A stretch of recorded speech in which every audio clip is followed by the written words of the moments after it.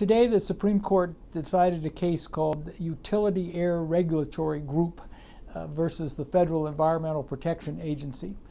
The people bringing the suit, the plaintiffs, are a large number of governments, states, local governments, industries of all types who are opposed to some Environmental Protection Agency regulations to try to regulate greenhouse gas emissions.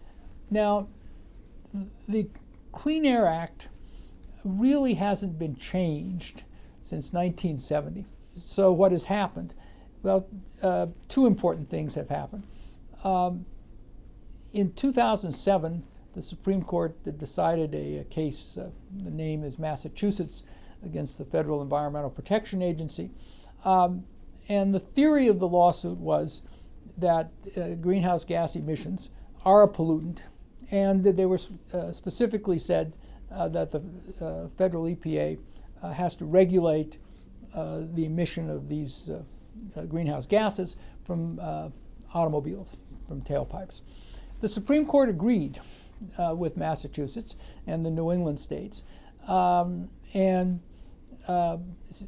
said that greenhouse gas emissions could be a pollutant.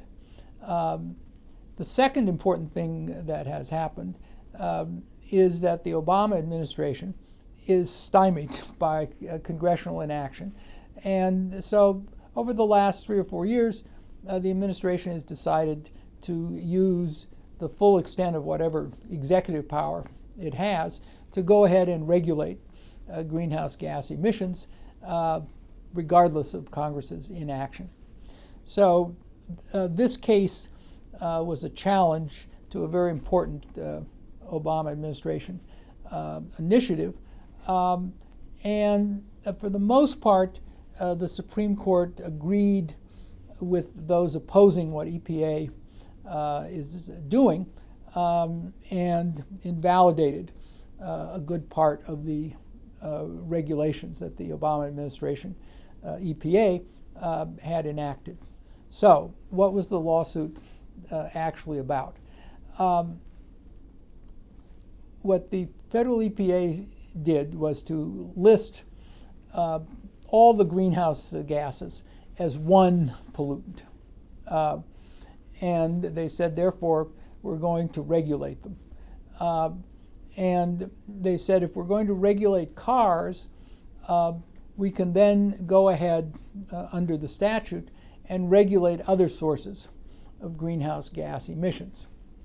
Here they ran into a real problem because the Clean Air Act is written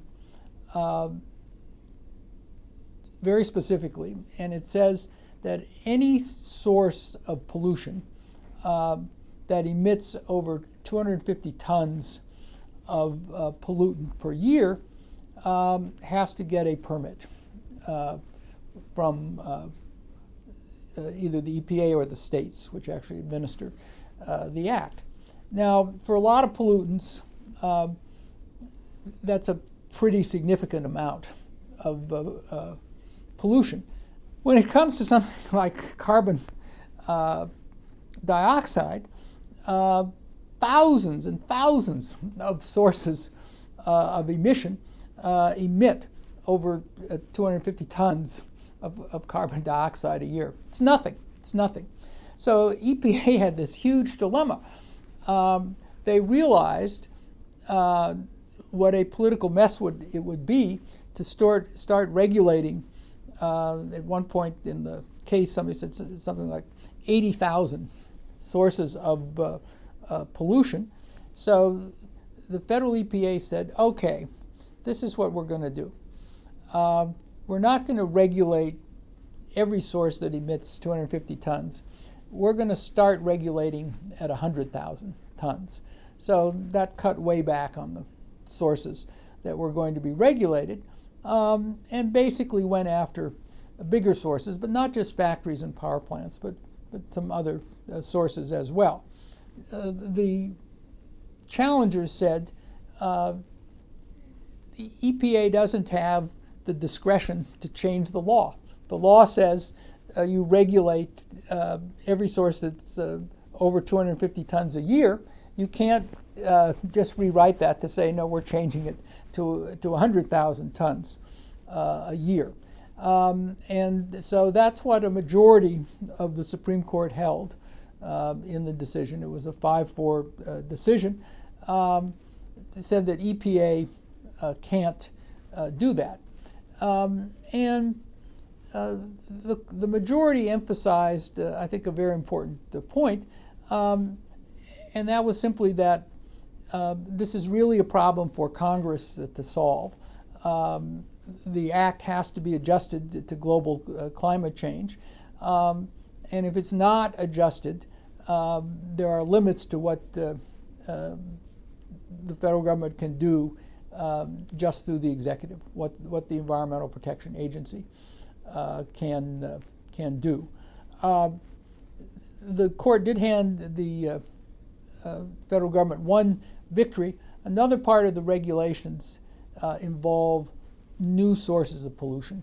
Now, there are not too many of those being built these days, but when they are built, the Clean Air Act requires that the pollution technology be very state-of-the-art, very, very modern.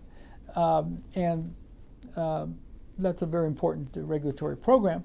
What the court said is if a new source of pollution is going to emit the original pollutants,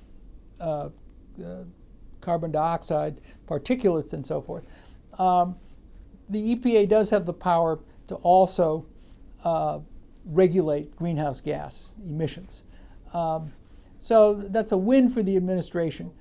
The EPA now has to go back to the drawing board and figure out what authority they actually have to regulate existing sources of pollution.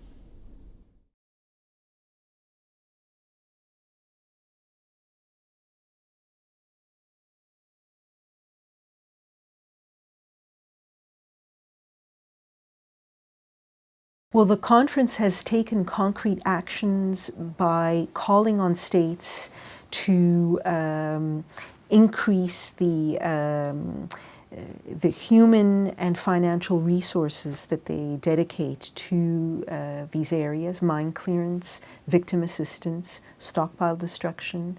It has also crucially put together states. I mean, certain states that have the capacity to help mine-affected states have made commitments at this conference to, within the next year, bring specific assistance to mine-affected states to get the job done. Those mine-affected states have also produced detailed plans in terms of what they will do in the next year and in the following years, with clear benchmarks to clear their mine lands. And same thing for assistance to victims. There have been concrete commitments made. The ICRC was present throughout this meeting.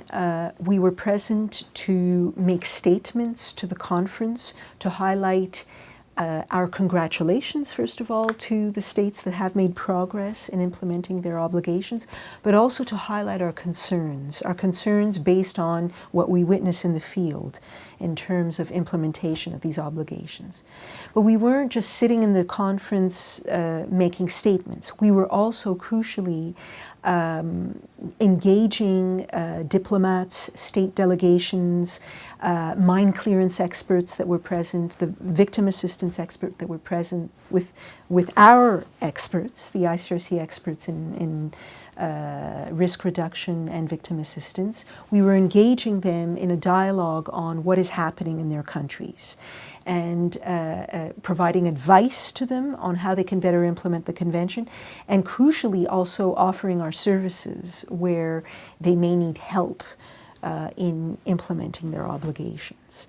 By the next meeting of the states parties, we would hope to see further progress in mine-affected states clearing their mined areas. This we definitely see that there's a need to accelerate mine clearance. Although it is very difficult and it is very painstaking, we recognize it's very resource intensive. But for us it is important that this progress be made, because we mustn't forget that every landmine that remains in the ground continues to threaten the lives and limbs of civilians. And so it is crucial that states provide the political and resource dedication that is needed to get this job done.